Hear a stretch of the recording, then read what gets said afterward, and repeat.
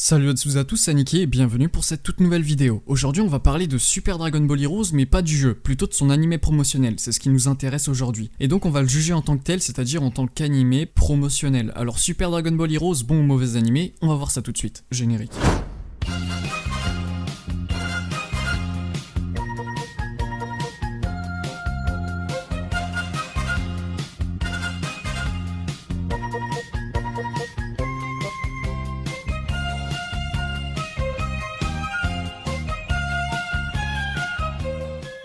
Dragon Ball Heroes est à la base un jeu vidéo d'arcade sorti uniquement au Japon en 2010, développé par Dims et édité par Bandai Namco. Suite à la forte demande européenne et le succès du jeu, Dims et Bandai sortiront une nouvelle série de jeux sur 3DS nommée Ultimate Mission et par la suite Toyotaro sortira même un spin-off sur les licences nommé Victory Mission. Aujourd'hui on oublie tout ça et on se contente de parler du premier épisode de Super Dragon Ball Heroes et de l'animé en lui-même. Donc est-ce que c'est bien, est-ce que c'est pas bien? Premier point.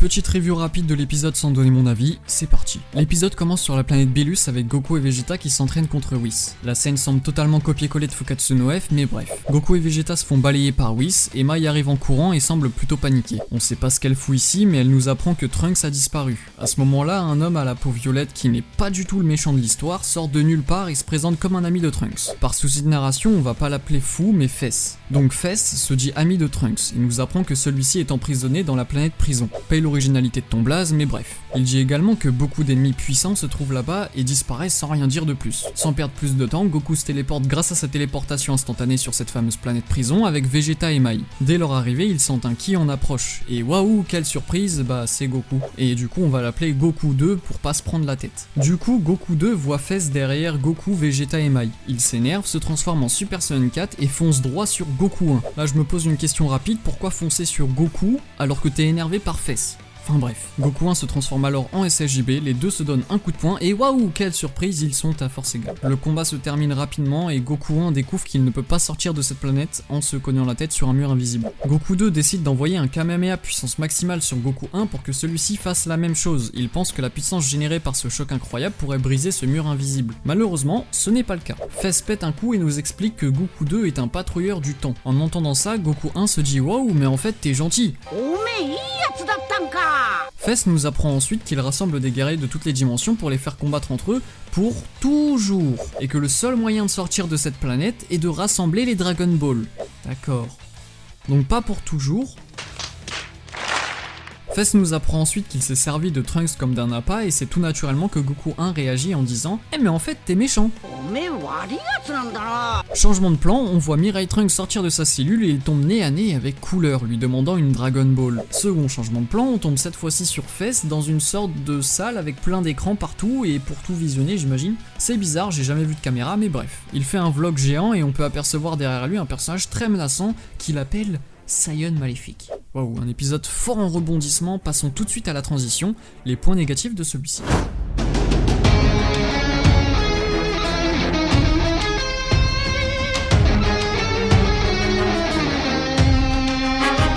Bon, du coup, je vais être honnête avec vous, il n'y a absolument aucun, voire très peu de points positifs dans cet épisode. Il y a d'ailleurs des grandes chances pour que ce soit ça dans les prochains épisodes également. Avant de commencer, je vous préviens que si vous n'êtes pas d'accord avec ce que je dis, pas la peine de vous offusquer, je vous mets simplement un timecode en bas à droite de l'écran qui vous enverra directement à la conclusion de la vidéo où je serai beaucoup moins salé. Et ce sera sans doute bien plus agréable à regarder pour vous, un bon condensé bien calme. En attendant, je vais me contenter de vous lister chronologiquement tous les problèmes et toutes les incohérences dans cet épisode. Premièrement, pourquoi Shin se trouve sur la planète de Bilus, pourquoi Mirai Mai se trouve sur la planète de Bilus, et enfin pourquoi Fess se trouve lui aussi sur la planète de Bilus.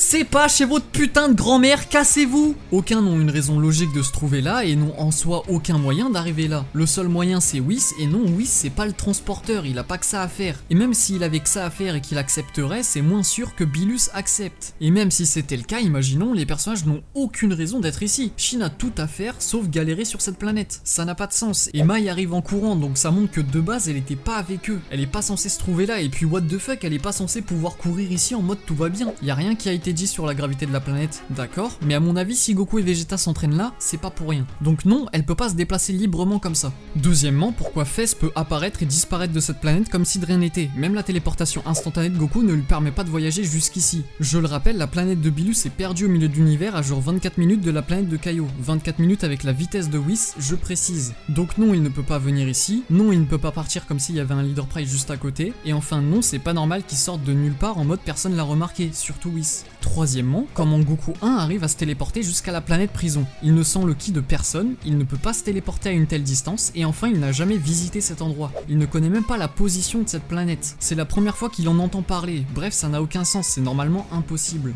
Quatrièmement, comment Goku 2 arrive pile au moment et à l'endroit exact où Goku 1, Vegeta et Mirai Mai se trouvent? 1, vous allez me dire qu'il se trouvait juste à côté. Non, car Goku 1 et Vegeta sentent son ki vraiment tard. 2, vous allez me dire qu'il cherchait Fess. Non, car Fess n'est pas là au moment même où ils arrivent. Et Goku 2 semble d'ailleurs surpris d'enfin le trouver. Et en plus, s'il peut réellement sentir le ki de Fess, alors ça pose problème sur le fait que Fess est arrivé sans pression sur la planète de Bilus sans que personne le remarque. En plus de ça, Goku 1 et Vegeta sentent le ki de Goku 2, mais pas de Fess, donc ça n'aurait pas de sens. Bref, peu importe l'explication qui est donnée, ça pose un problème derrière. Cinquièmement, pourquoi Goku 2 se transforme en SSJ4 et attaque Goku 1? Ça n'a aucun sens. Goku est un personnage capable de ressentir les intentions bonnes ou mauvaises d'une personne, donc il n'avait strictement aucune raison d'attaquer Goku 1. Au passage, ce même Goku 1 n'avait strictement aucune raison de répliquer puissance max. Et je conclus ce point par pourquoi, sale gros débile, tu demandes à Goku 1 si c'est un allié après l'avoir attaqué. Surtout que comme dit plus tôt, tu peux le savoir par toi-même, alors pourquoi tu demandes? Je précise que Goku 2 n'a jamais connu Black, donc il n'a aucune raison d'être méfiant envers son propre lui. Surtout quand sa conclusion est « Ah mais tu viens d'une autre dimension, alors ça va ». Sixièmement, on parlait de débilité, alors pourquoi Goku 1 a un putain de QI négatif? Pendant tout l'épisode, il a l'air complètement largué. Il comprend rien à ce qui se passe, ses dialogues sont inutiles, ils servent juste de remplissage, il ne dit jamais rien d'intéressant, et ses réactions sont celles d'un attardé.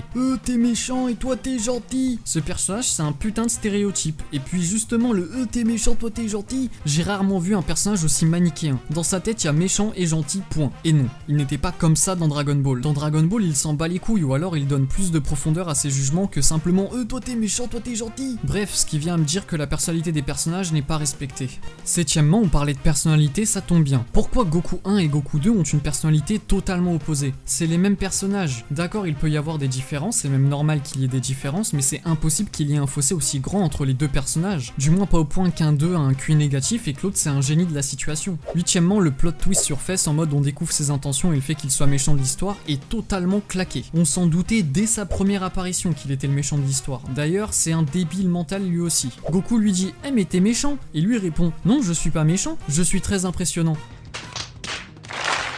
Putain, mais j'ai jamais entendu une réplique aussi débile et éloigné de la réalité. Genre, si t'es impressionnant, t'es pas méchant, bah bravo, l'exemple que tu donnes aux enfants, génial ça. Dernier point sur Fess, pourquoi ce personnage se contredit autant? Déjà d'une part avec le je suis impressionnant, machin mes couilles, mais d'autre part avec son les guerriers ici vont se combattre pour toujours, mais si vous voulez partir, il faut rassembler les Dragon Ball. Et également, les autres guerriers possèdent les Dragon Ball, vous devez les combattre. Pour ensuite dire, les autres guerriers sont très puissants, évitez de les rencontrer. Putain, mais arrête de te contredire, réfléchis à ce que tu dis avant de le dire. Neuvièmement, pourquoi Fess possède des putains de Dragon Ball? Les Dragon Ball ont été créés par des Namek du clan Dragon. Elles ne peuvent être créées et utilisées que grâce à ces Namek. Fess n'étant pas un Namek, du moins il a pas la peau verte, c'est impossible qu'il puisse posséder des Dragon Ball ni même les utiliser. Les voir en dehors de la Terre ou de la planète Namek est un problème en soi. Il peut les voler, les fabriquer, faire ce qu'il veut, ces Dragon Ball ne sont pas censés être fonctionnels, ni même avec lui en soi. Dixièmement, pourquoi Super Dragon Ball Heroes n'est pas original et en plus réutilise ultra mal ce qu'il vole. Un élément est repris de DBS. Fess explique que si Trunks est en prison, c'est parce qu'il a mal agi en jouant avec le temps et que donc il doit être puni. Alors pourquoi ça fonctionne dans DBS et pas dans SDBH? Petit 1, ça ne peut pas fonctionner deux fois, sale débile. T'es en retard, Zamasu a déjà essayé. Petit 2, tu n'es absolument personne. Ce tu dois être puni fonctionnait avec Zamasu parce que c'était un Kaioshin. Il avait une notion de justice très forte et caractéristique. Il avait, selon sa vision des choses et son grade, un rôle à remplir dans l'univers. Ce qui n'est pas ton cas, t'es pas un Kaioshin. Tu sers à rien dans cet univers, t'es un random. Et de toute façon, c'est juste un prétexte puisque ça ne sert pas ta cause. Donc oui, la Toei ont copié-collé un élément, mais ils l'ont raté. Ah, et en parlant de copier-coller, la scène d'ouverture de l'anime, c'est-à-dire l'entraînement de Goku et Vegeta avec Whis, c'est exactement la même scène que dans FNF, un copier-coller en moins bien animé. Onzièmement, pourquoi Goku 1 a l'air de pas savoir ce que c'est que les Dragon Ball? Genre, il y a vraiment une scène où Goku 2 montre une Dragon Ball à Goku 1 en lui disant « Regarde, c'est ça une Dragon Ball ». 12ème, et je reprends un truc que j'ai dit plus tôt, pourquoi dès la seconde où Mirai Trunks sort de sa cellule, il y a Cooler pour l'accueillir? Ça n'a pas de sens. Déjà de base, Cooler n'est même pas censé pouvoir ressentir le ki de son adversaire, et même si c'était le cas, il ne connaît pas la signature du ki de Mirai Trunks. En 8 putains de minutes, il y a eu que des personnages qui se rencontrent par chance, ça n'a strictement aucun sens dans l'univers de Dragon Ball. 13ème, pourquoi personne essaye de se battre contre Fess plutôt que de se battre entre eux comme des débiles? Et pourquoi Goku 2 lance un Kamehameha sur Goku 1 et pas un Kamehameha sur la barrière invisible plutôt? Ça serait un poil plus logique, je pense. Dernier point, je sais pas pourquoi ni comment Goku 2 a le droit de voyager entre les timelines en sachant que la manière utilisée est celle présente dans Xenoverse et que cette manière est totalement contredite dans DBS, puisque dans DBS on nous dit justement que personne en dehors des dieux n'a le droit de voyager entre les timelines. Là apparemment il fait ça depuis toujours et personne ne l'a jamais empêché. Bref, passons à la conclusion.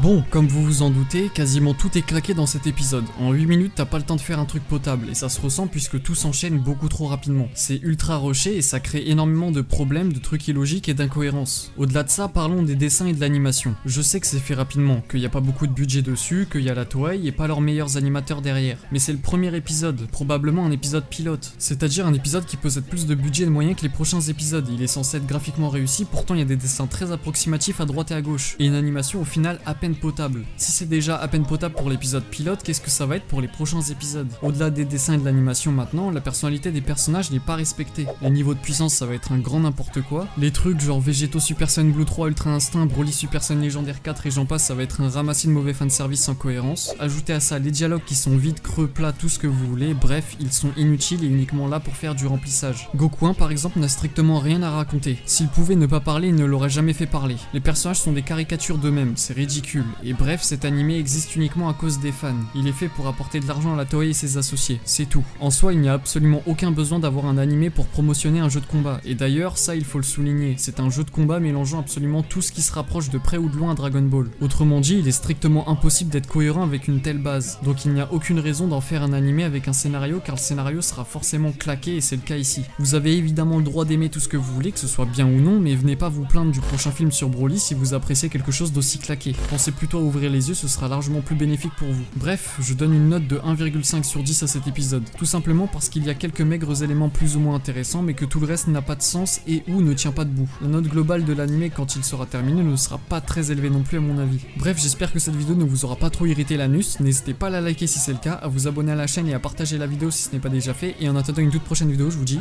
ciao tout le monde.